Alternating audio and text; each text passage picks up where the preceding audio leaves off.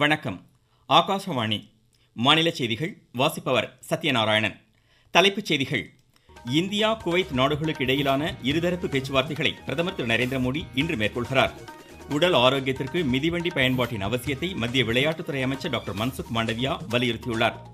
இலங்கை சிறைகளில் உள்ள தமிழக மீனவர்களை உடனடியாக விடுவிக்க வேண்டும் உள்ளிட்ட 12 தீர்மானங்கள் திமுக செயற்குழு கூட்டத்தில் இன்று நிறைவேற்றப்பட்டன. தமிழ்நாட்டில் ஆதி திராவிட பழங்குடியின மக்களின் முன்னேற்றத்திற்கான திட்டங்கள் செயல்படுத்தப்பட்டு வருவதாக மாநில அரசு தெரிவித்துள்ளது. வதோதராவில் வெஸ்ட் இண்டீஸுக்கு எதிரான முதலாவது மகளிர் ஒருநாள் சர்வதேச கிரிக்கெட் போட்டியில் இந்தியா முதலில் பேட் செய்கிறது. இனி விரிவான செய்திகள். பிரதமர் திரு நரேந்திர மோடி குவைத்தில் அந்நாட்டு பிரதமர், குவைத் அமீர், பட்டத்து இளவரசர் உள்ளிட்டோரை சந்தித்து இன்று இருதரப்பு பேச்சுவார்த்தைகளை மேற்கொள்கிறார். 2 நாள் அரசுமுறை பயணமாக நேற்று குவைத் சென்றடைந்த பிரதமர் இந்திய வம்சாவளியினரிடையே உரையாற்றினார். இந்தியா திறன் மேம்பாட்டு திட்டங்களை உலகளாவிய தேவைகளுக்கு ஏற்ப மேம்படுத்தி வருவதாக தெரிவித்த பிரதமர், சுகாதாரத்துறை, மருந்து பொருட்கள், தொழில்நுட்பம் உள்ளிட்ட துறைகளில் இருதரப்பு ஒத்துழைப்புக்கான வாய்ப்புகள் பெருமளவு உள்ளதாக தெரிவித்துள்ளார்.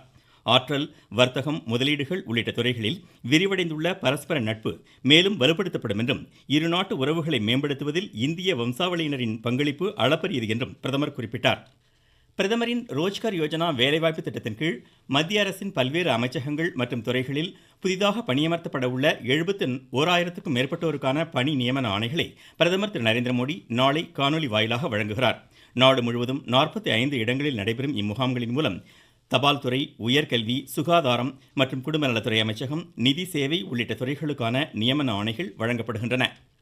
இளைஞர்கள் திறன் மேம்பாட்டு பயிற்சி பெற்று சுய தொழில் தொடங்க முன்வர வேண்டும் என்று மத்திய உள்துறை அமைச்சர் திரு அமித்ஷா கேட்டுக்கொண்டுள்ளார். திரிபுரா மாநிலம் தலாயில் 668 கோடி ரூபாய் மதிப்பிலான பல்வேறு முடிவுற்ற திட்டப்பணிகளை தொடங்கி வைத்து புதிய திட்டங்களுக்கு இன்று அடிக்கல் நாட்டி பேசிய அவர், கல்வியின் மூலம் இளைஞர்கள் வாழ்வின் மிக உயரிய இடத்தை எட்ட முடியும் என்றார். 3 நாள் பயணமாக அங்கு சென்றுள்ள அவர், அப்பகுதி மக்களுக்கு ஆயுஷ்மான் பாரத் சுகாதார அட்டைகள் விரைவில் வழங்கப்படும் என்றார். மிதிவண்டிகளை பயன்படுத்துவது உடல் ஆரோக்கியத்திற்கு மட்டுமின்றி சூழல் மாசுபாடுகளுக்கும் தீர்வாக அமையும் என்று மத்திய விளையாட்டுத்துறை அமைச்சர் டாக்டர் மன்சுக் மாண்டவியா தெரிவித்துள்ளார். புதுதில்லியில் CRPF மற்றும் இந்தோ திபெத் எல்லை பாதுகாப்பு படை வீரர்களுடன் இன்று காலை மிதிவண்டி பயணம் மேற்கொண்ட அவர், நாடு முழுவதும் 1100 இடங்களில் இத்தகைய மிதிவண்டி பேரணிகள் மேற்கொள்ளப்படுவதாக கூறினார். இந்திய விளையாட்டு ஆணைய பயிற்சி மையம் சார்பில் திருவள்ளூரில் இன்று நடைபெற்ற விழிப்புணர்வு சைக்கிள் பேரணி குறித்து எமது செய்தியாளர். வலிமையான இந்தியா என்பது ஒவ்வொரு இந்திய குடிமக்களின் ஆரோக்கியத்தில் உள்ளது என்பதை வலியுறுத்தி ஃபிட் இந்தியா விழிப்புணர்வு சைக்கிள் பேரணி நடைபெற்றது. உடல் நலத்தை பாதுகாக்கும் இந்த சைக்கிள் பேரணியில் சுமார் 25க்கும் மேற்பட்டோர் கலந்து கொண்டனர். சென்னை மாதவரம் ரவுண்டானா அருகில் தொடங்கிய இந்த விழிப்புணர்வு பேரணி சுமார் 5 கிலோமீட்டர் வரை சென்று புழல் ஏரி அருகே முடிவடைந்தது. திருவள்ளூர் மாவட்ட செய்தியாளர் AK தனசேகரன். தேசிய கணித தினம் இன்று கொண்டாடப்படுகிறது. கணித மேதை சீனிவாச ராமானுஜத்தின் பிறந்த தினமான டிசம்பர் 22ஆம் தேதி ஆண்டுதோறும் தேசிய கணித தினமாக கொண்டாடப்பட்டு வருகிறது. ராமானுஜத்தின் கணித கண்டுபிடிப்புகள் இன்றளவும் பல்வேறு துறைகளில் பயன்படுத்தப்படுவது குறிப்பிடத்தக்கது. நீங்கள் கேட்டுக்கொண்டிருப்பது ஆகாஷவாணியின் மாநில செய்தி அறிக்கை. திமுக செயற்குழு கூட்டம் அக்கட்சித் தலைவர் திரு MK ஸ்டாலினின் தலைமையில் சென்னையில் இன்று நடைபெற்றது. இதில் ஒரே நாடு ஒரே தேர்தல் திட்டம் கைவிடப்பட வேண்டும், இலங்கை சிறையில் உள்ள தமிழக மீனவர்களும் சிறைப்பிடிக்கப்பட்ட படகுகளும் உடனடியாக விடுவிக்கப்பட வேண்டும், தமிழகத்துக்கு உரிய பேரிடர் நிதி ஒதுக்கீடு செய்யப்பட வேண்டும், மதுரையில் டங்ஸ்டன் கனிம சுரங்க பணிகளுக்கு கண்டனம் உள்ளிட்ட 12 தீர்மானங்கள் நிறைவேற்றப்பட்டன. தமிழ்நாட்டில் ஆதி திராவிட பழங்குடியின மக்களின் முன்னேற்றத்திற்கான பல்வேறு திட்டங்கள் செயல்படுத்தப்பட்டு வருவதாக மாநில அரசு தெரிவித்துள்ளது. சென்னையில் இன்று வெளியிடப்பட்டுள்ள அறிக்கையில், நரிக்குறவர் மற்றும் பழங்குடியினர் சுயதொழில் தொடங்க 11 கோடியே 1 லட்சம் ரூபாய் மதிப்பில் சிறு வணிக கடன்கள் வழங்கப்பட்டு உள்ளதாக தெரிவிக்கப்பட்டுள்ளது.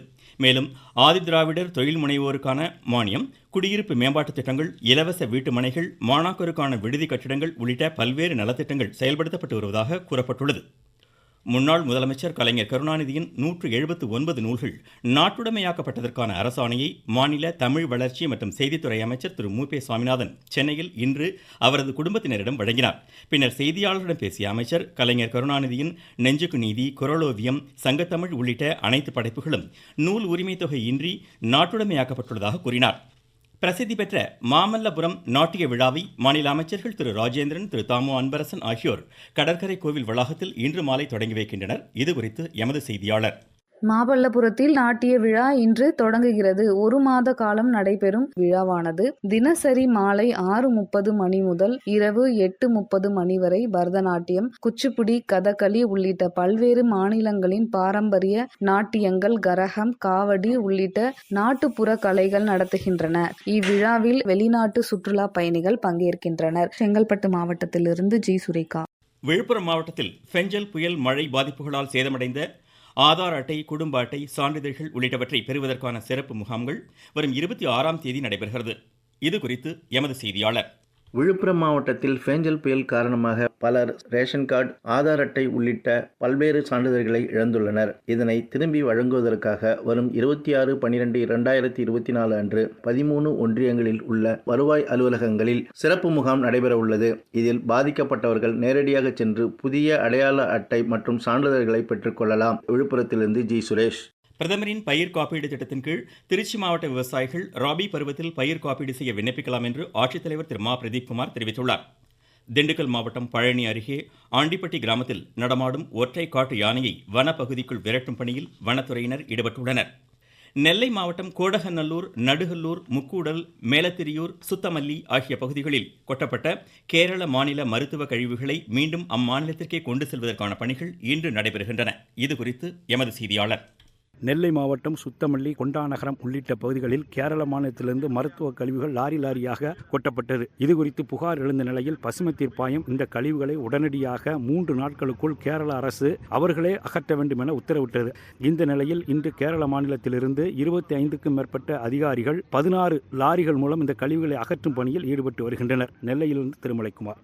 புதுக்கோட்டை மாவட்டத்தில் காலியாக உள்ள மாவட்ட தர நிர்ணய ஆலோசகர், பல் மருத்துவ உதவியாளர், இடைநிலை சுகாதார பணியாளர்கள் ஆகிய 4 ஒப்பந்த அடிப்படையிலான காலிப்பணியிடங்களுக்கு நாளை மறுநாளுக்குள் விண்ணப்பிக்கலாம் என ஆட்சித்தலைவர் திருமதி அருணா தெரிவித்துள்ளார். சிவகங்கை மாவட்ட விவசாயிகள் நாம் செயலி வாயிலாக மிளகாய், மல்லி, நெல் உள்ளிட்டவற்றை விற்பனை செய்து 15,05,000 ரூபாய் வரை வருவாய் ஈட்டியுள்ளதாக ஆட்சித்தலைவர் திருமதி ஆஷா அஜித் தெரிவித்துள்ளார். இதுகுறித்து எமது செய்தியாளர். சிவகங்கை மாவட்டத்தில் நடப்பாண்டில் வைகை உபவடி நில பாசனத்தில் 500 விவசாயிகளை பங்குதாரர்களாக கொண்டு செயல்பட்டு வரும் இளையான்குடி உற்பத்தியாளர் நிறுவனத்திற்கு பயனுள்ள வகையில் வேளாண் விளைபொருட்களுக்கான சூரிய உலர்த்தி கடத்தியினை 14 லட்சம் ரூபாய் மதிப்பீட்டில் சின்ஜென்டா நிறுவனத்தின் வாயிலாக ஹேண்ட் இன் ஹேண்ட் இந்தியா மூலம் அமைத்து கொடுத்துள்ளதாக மாவட்ட ஆட்சித்தலைவர் ஆஷா அஜித் தெரிவித்துள்ளார். சிவகங்கையிலிருந்து செய்தியாளர் ஆ. முருகன். ஆன்லைன் சூதாட்டங்கள் உடனடியாக தடை செய்யப்பட வேண்டும் என்று பாமக தலைவர் டாக்டர் அன்புமணி ராமதாஸ் வலியுறுத்தியுள்ளார். சென்னையில் அவர் இன்று வெளியிட்டுள்ள அறிக்கையில் இத்தகைய சூதாட்டங்களால் நேரிடும் உயிரிழப்புகளை சுட்டிக்காட்டியுள்ளார். ராணிப்பேட்டை பணப்பாக்கம் சிப்காட் தொழிற்பூங்காவில் டாடா நிறுவனம் சார்பில் அமைக்கப்பட உள்ள கார் உற்பத்தி ஆலை கட்டுமான பணிகள் தொடங்குவதற்கான சுற்றுச்சூழல் அனுமதி கோரப்பட்டுள்ளதாக அந்நிறுவனம் தெரிவித்துள்ளது. கடந்த செப்டம்பர் 28ஆம் தேதி முதலமைச்சர் திரு மு க ஸ்டாலின் இந்த ஆலைக்கான அடிக்கல் நாட்டிய நிலையில் இந்நடவடிக்கை.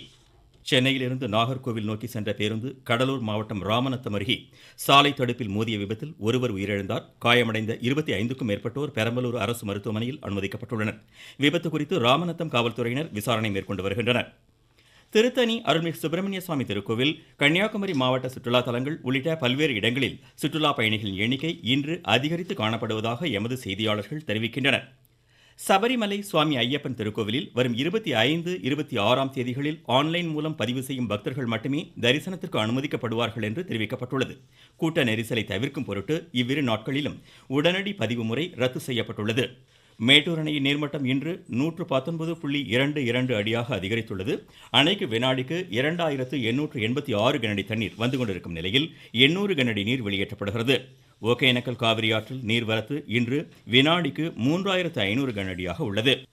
வதோதராவில் வெஸ்ட் இண்டீஸுக்கு எதிரான முதலாவது மகளிர் ஒருநாள் சர்வதேச கிரிக்கெட் போட்டியில் முதலில் பேட் செய்யும் இந்தியா சற்று முன் 6 ஓவரில் விக்கெட் இழப்பின்றி 21 ரன் எடுத்திருந்தது. 19 வயதுக்குட்பட்டோருக்கான டுவெண்டி கிரிக்கெட் மகளிர் ஆசிய கோப்பையை இந்தியா கைப்பற்றியுள்ளது. கோலாலம்பூரில் இன்று நடைபெற்ற பங்களாதேஷுக்கு எதிரான இறுதியாட்டத்தில் 41 ரன் வித்தியாசத்தில் இந்தியா வெற்றி பெற்றது. மீண்டும் தலைப்புச் செய்திகள். இந்தியா குவைத் நாடுகளுக்கு இடையிலான இருதரப்பு பேச்சுவார்த்தைகளை பிரதமர் திரு நரேந்திர மோடி இன்று மேற்கொள்கிறார். உடல் ஆரோக்கியத்திற்கு மிதிவண்டி பயன்பாட்டின் அவசியத்தை மத்திய விளையாட்டுத்துறை அமைச்சர் டாக்டர் மன்சுக் மாண்டவியா வலியுறுத்தியுள்ளார். இலங்கை சிறைகளில் உள்ள தமிழக மீனவர்களை உடனடியாக விடுவிக்க வேண்டும் உள்ளிட்ட 12 தீர்மானங்கள் திமுக செயற்குழு கூட்டத்தில் இன்று நிறைவேற்றப்பட்டன. தமிழ்நாட்டில் ஆதி திராவிட பழங்குடியின மக்களின் முன்னேற்றத்திற்கான திட்டங்கள் செயல்படுத்தப்பட்டு வருவதாக மாநில அரசு தெரிவித்துள்ளது. வதோதராவில் வெஸ்ட் இண்டீஸுக்கு எதிரான முதலாவது மகளிர் ஒருநாள் சர்வதேச கிரிக்கெட் போட்டியில் இந்தியா முதலில் பேட் செய்கிறது. இத்துடன் இந்த செய்தி அறிக்கை முடிவடைந்தது.